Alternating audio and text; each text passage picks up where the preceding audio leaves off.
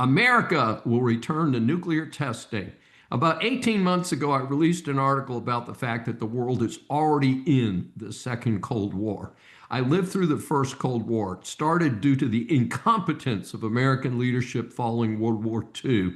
It was basically a battle of America and its allies versus the USSR. By 1990, this massive experiment in communism had failed and the USSR had broken up, but not before millions upon millions of people had died. Had American leadership been competent, we would not be in a second Cold War. I refer to the new New York City mayor as a dirty commie. That is what we called the USSR and its allies back then. No need to change the nomenclature today. It's still true. During the first Cold War, it was unthinkable that there would be a commie elected anywhere in this wonderful country. Now we have clowns like Mamdani in several large cities and close to it in a couple governors' mansions. We even have the fake commie Bernie Sanders as a senator. Hopefully these clowns will show their true colors and regional failed experiments will fail again.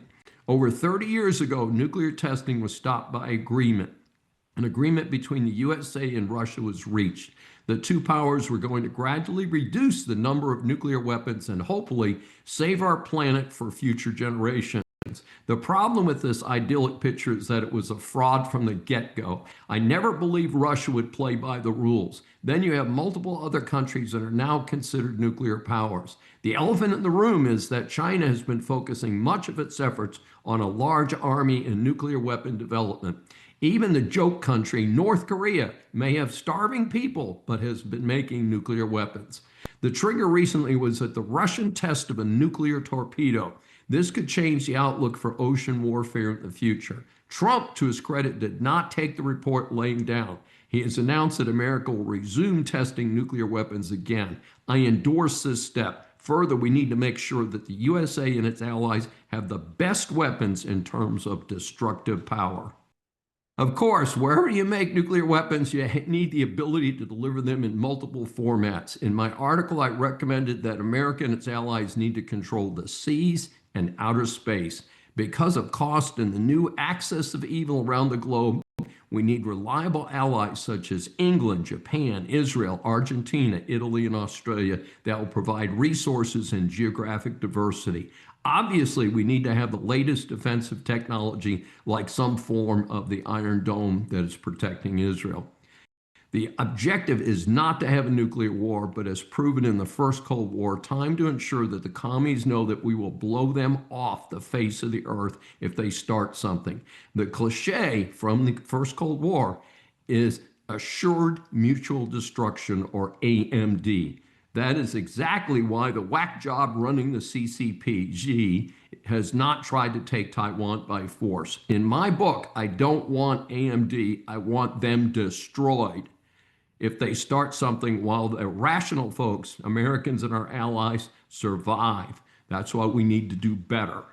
Related to this, the recent reported deal between Xi and Trump on rare earth and soybeans is a short-term deal. First, the CCP has never kept a deal in their history. Second, the USA and its allies must be able to stand on their own. You can't be dependent on energy, arms, natural resources, or medical supplies from an enemy that wants to see you destroyed.